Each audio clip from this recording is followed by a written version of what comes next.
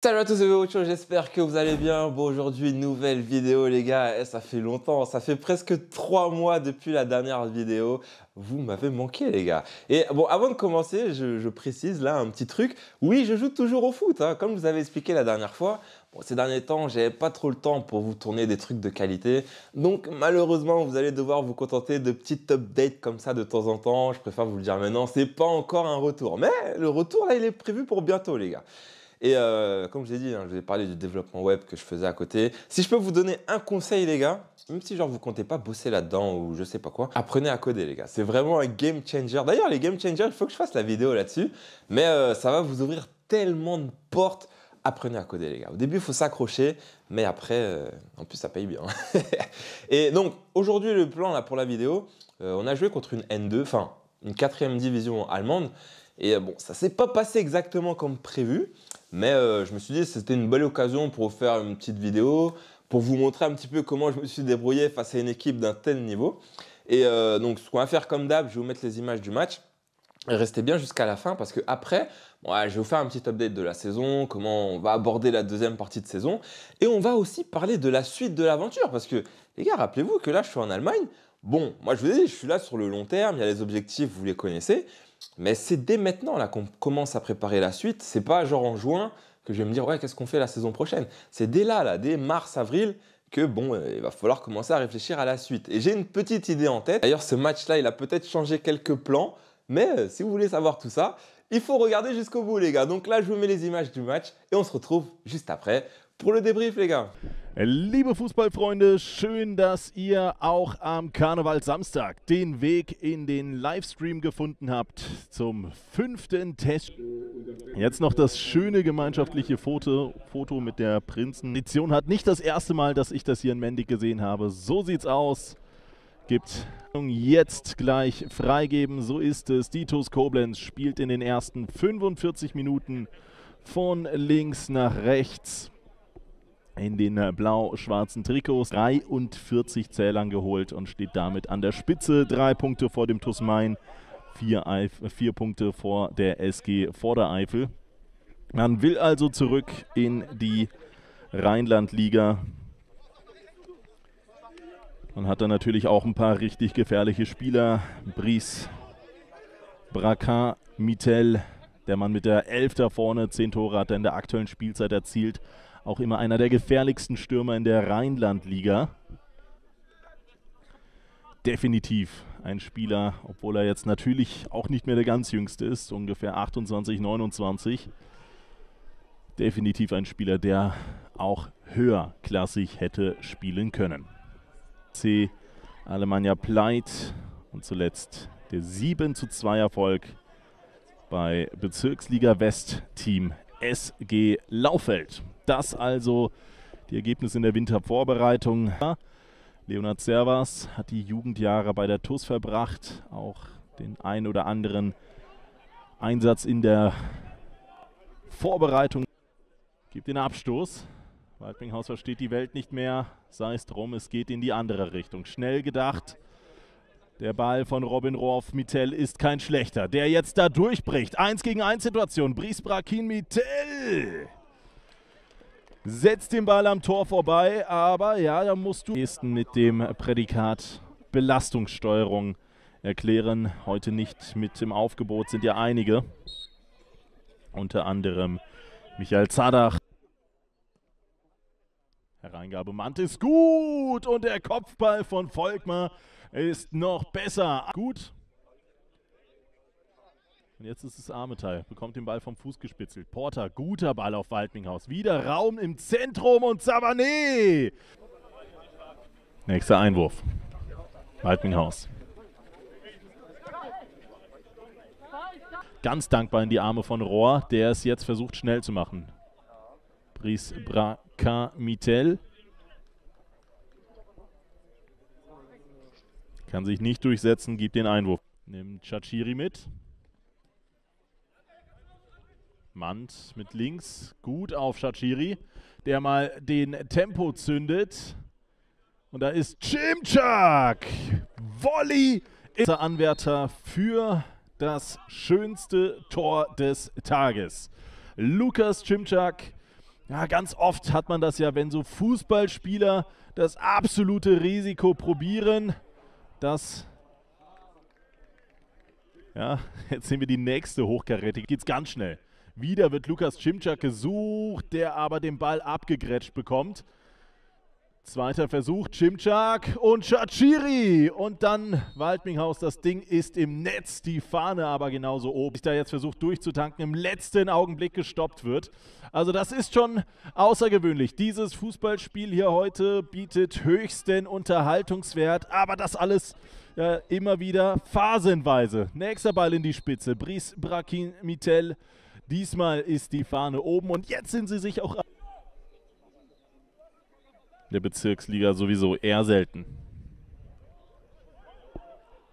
Bast. Wer sich für die Punktverluste im Übrigen interessiert, es gab eine 4:0 Niederlage mal. Oh, was für ein toller Abschluss. Eigentlich nur wenig beschweren. Wenn es jetzt hier doch noch einen Gegentreffer für die TuS in diesem Test gibt. Mendig arbeitet an seinem eigenen Tor, mittlerweile auch tendenziell verdient. Aber das ist hier bislang noch nicht gefallen. Auch weil es dann auch manchmal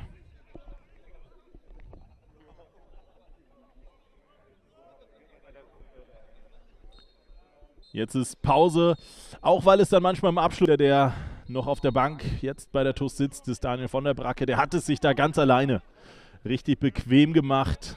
Könnte im Laufe des Spiels noch kommen, aber 3 Wechsel zur Pause zu beheben. Relativ kuriose Situation. Der ein oder andere, der am Mittwoch vor Ort war, wird sich daran erinnern. Benko Schabani, der jetzt spielt, erzielt aus 45 Metern einen Rückpass zum Torwart spielen wollen, der allerdings nicht im Tor stand, sondern neben dem Tor als ja eher Kurzpassoption. Und so ist das Ding unhaltbar. Festhalten, Volkmar. Es braucht gute Ideen. Rawat, der Kapitän. Mit dem Ball in Zeit treibt das Leder voran. Auf Savané, der verpasst es, den Ball mitzunehmen. Armetei. Jetzt fallen sie alle übereinander her.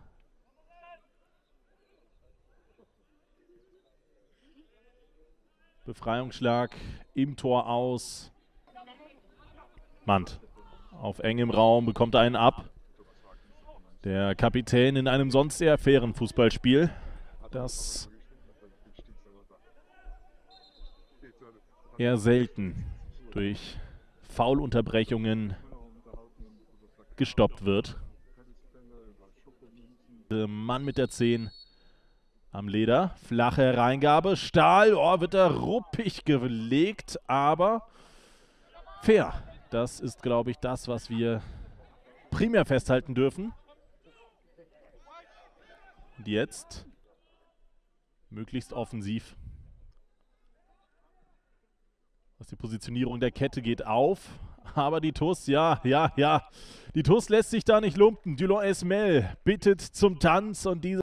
Ich will mich da jetzt auch nicht mit Begrifflichkeiten in ein Fettnäpfchen bringen, war aber im Bereich Sport dann zwischenzeitlich so etwas wie ein Lehrer, wie mein Lehrer Robin Rohr. Weit, sehr, sehr weit reingeschlagen. Physik müssen sie sein. André Mann verpasst es, da am Gegner vorbeizulegen. Cimcak braucht es dann auch einfach etwas Spielglück. Und das hatte Mendig sicherlich bei dieser verunglückten Abwehr gehabt.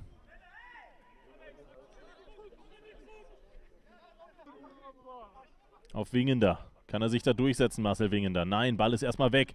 Jetzt geht es in die andere Richtung mit Tempo. Brice Brakin-Mitel, Wingender erobert den Ball im Spiel hält. Gute Flanke, guter Versuch einer Flanke. Kommt leider nicht an.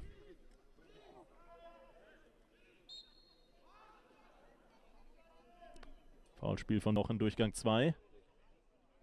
Shabani, Esmel, keine Abseits. Dulon Esmel legt er ab für Savané mit ganz viel Platz. Savané markiert sein zweites Tor heute wirklich aus. Es sind zwei Mannschaften mit Regionalliganiveau, die da aufeinandertreffen. Das hier war es allerdings zum Thema Trier und das war es auch zum Thema zwischen der SG Eintracht Mendig und der TuS Koblenz. Endet das Testspiel mit 6:0 für die Schengel. Sie haben das halbe Dutzend voll gemacht. Doppeltorschütze Savané. Ouais, qu'est-ce qu'on peut dire par rapport au match, hein? Vous avez pu voir que c'était vraiment 2-3 classes au-dessus. C'était vraiment une bonne équipe en face.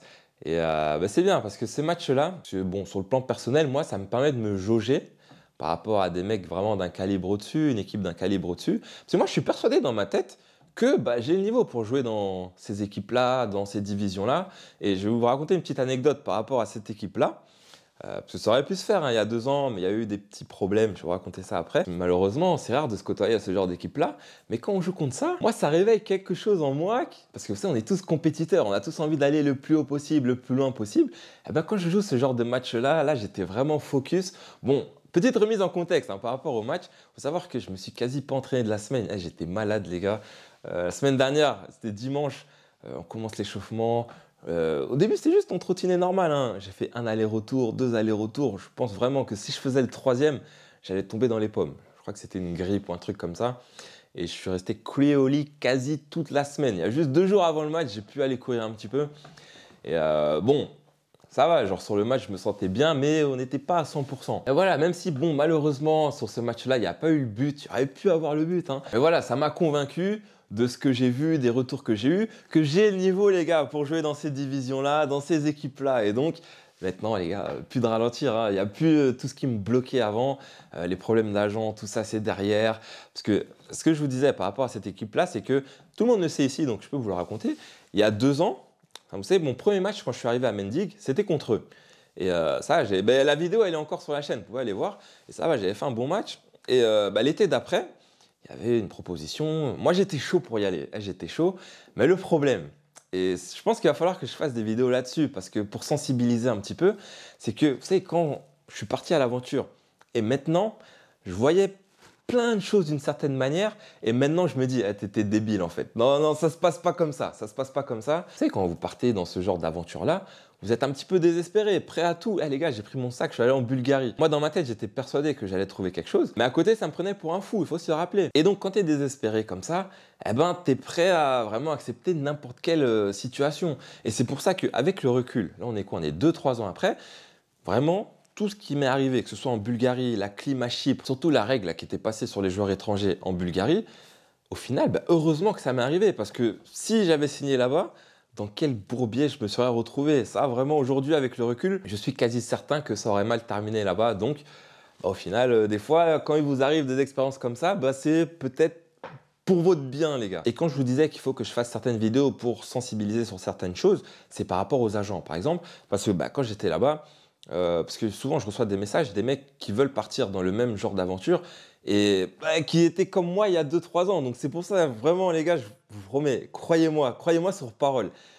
Quand vous signez avec les agents, les mandats d'agents, ces contrats-là, faites attention à ce que vous signez parce que il y en a certains, j'ai des potes avec qui ils ont des agents comme ça se passe bien. Mais au moindre problème, vous savez, il y a des choses quand tu te lances là-dedans, tu ne sais pas. Certaines choses qui sont dans le contrat, hein, mais tu vois, tu lis le truc, tu ne sais pas qu'il y a un moment où quand tu vas discuter avec certains clubs, tu n'es pas vraiment libre, tu vois, de faire ce que tu veux. Parce qu'il y a l'autre à côté, il y a le contrat, c'est écrit, tu vois. Et après, même quand tu veux rompre ce contrat-là, c'est pas si évident que ça. Donc c'est pour ça, les gars, faites attention à ce que vous signez, si je peux vous donner un conseil. Et le point positif, c'est que maintenant, je suis libre. Parce que là, pendant 2 ans, ce truc-là, ça m'a vraiment ralenti. Mais là, maintenant, je suis vraiment libre. Et surtout, je suis conscient de beaucoup de choses. Et que ce soit par rapport aux autres clubs, par rapport aux agents, par rapport à comment ce milieu fonctionne aussi. Et aussi, un autre point positif qui va être important là pour cet été et pour la suite, c'est que je ne dépends plus à 100% du foot. C'est-à-dire que c'est bien, tu sais qu'on est dans ces divisions-là, tu arrives à en vivre et tout, c'est bien, mais t'es pas pro, tu vois.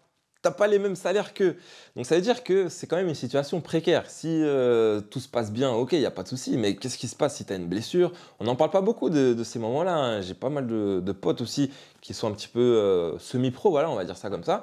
Et quand tu te blesses, c'est pas évident, les gars. C'est pour ça qu'il faut sécuriser un petit peu à côté. C'est ce que j'ai fait avec le développement web, tout ce qu'il y a à côté. Et il y avait vraiment 2 points qui étaient importants pour moi avant vraiment de songer à la suite de l'aventure. C'est-à-dire que je continuais à m'entraîner, hein. J'étais toujours dans l'optique, que ce soit en match, à l'entraînement, toujours été rigoureux sur la diète. Vous connaissez, toujours pro, les gars. Mais avant vraiment de reprendre l'aventure, d'aller au bout de la démarche, il y avait certains points qu'il fallait que je règle. C'était vraiment cette question de l'agent. C'était vraiment compliqué de se défaire de ce contrat-là.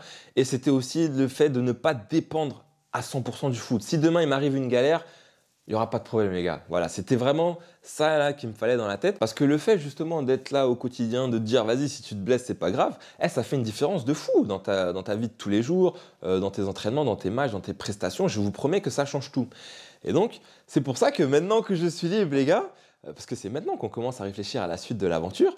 L'aventure, c'est toujours d'actu, hein. On va aller au bout de la démarche. Je ne sais pas comment ça va se terminer, mais les objectifs, vous les connaissez. On va aller au bout de la démarche. Et il y avait une possibilité pour cet hiver, mais j'avais donné ma parole, aux gens du staff du club que j'allais terminer la saison ici. Et c'était sorti dans le journal local et tout. Donc, tout le monde le sait, et c'est bien pour la com, pour l'image, parce que les gens se disent ouais, c'est un club d'Oberliga, hein, vraiment, ils ont fait un truc, ils sont passés par le club direct. Bon, la porte est toujours ouverte pour cet été, donc on verra. En gros, ce qui va se passer, c'est que bon, il y a déjà des pistes pour cet été, mais je sais très bien comment ça fonctionne ici. Ça va dépendre aussi de comment la deuxième partie de saison se passe. Et pour l'instant, ça se passe bien, les gars. On est toujours premier. Donc en théorie, maintenant, on peut plus se cacher, les gars. On va essayer de jouer la montée jusqu'au bout, et puis on verra bien où est-ce que ça va se terminer.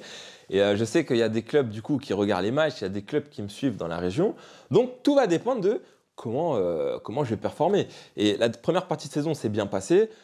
Là, physiquement, les gars, je suis bien, mentalement, je suis bien. Je vois pas comment ça pourrait mal se passer à condition que mon corps me laisse tranquille. Donc, le plan, c'est il y a déjà des pistes, on discute. Il y en aura d'autres, j'en suis certain. Donc, on verra bien. Mais maintenant, je suis libre. Et donc, il y a de fortes chances que peut-être qu'il y ait un nouveau chapitre cet été, on verra bien. En tout cas, voilà, moi je vous ai fait cette vidéo aujourd'hui pour vous faire un petit update. Le prochain, je ne sais pas ce sera quand, parce que là on reprend le championnat dans 2 semaines je crois, et dans 3 semaines il y a le gros derby, premier contre deuxième. Celui-là, il va être hyper important. Celui-là, il ne faut pas le perdre. Donc, peut-être que je ferai une vidéo pour ce match-là. Donc, en tout cas, c'était tout pour aujourd'hui. J'espère vraiment que la vidéo vous aura plu. Comme d'hab, n'oubliez pas le petit ça, c'est pro dans les commentaires. N'hésitez pas à vous abonner parce qu'on est bientôt là. On arrive sur les 10K, les gars, sur la chaîne. Peut-être qu'à 10K, ça va me motiver à revenir un petit peu plus régulièrement. J'ai des idées de vidéos en tête qui pourraient vous servir, surtout pour les mecs qui comptent se lancer là-dedans parce qu'il y en a pas mal. Moi, les gars, franchement, jamais je dirais à quelqu'un de ne pas se lancer là-dedans. Mais je dirais surtout, prépare-toi bien avant de partir. Parce que même si c'est pas évident tous les jours, il y a des hauts, il y a des bas, même si on s'est mangé beaucoup de clim, c'est quand même hyper fun à vivre comme aventure et je ne regrette absolument pas d'être parti, les gars. Et ça, c'est pro. Et comme d'hab, n'oubliez pas de liker, de partager, encore une fois, de vous abonner. Et moi, je vous dis à très bientôt, la team. Peace. Yeah, I just wanna be the greatest. Everybody knows my name, shit. I'ma have this whole fucking game list, spitting with the same wit, and I'm gonna be famous.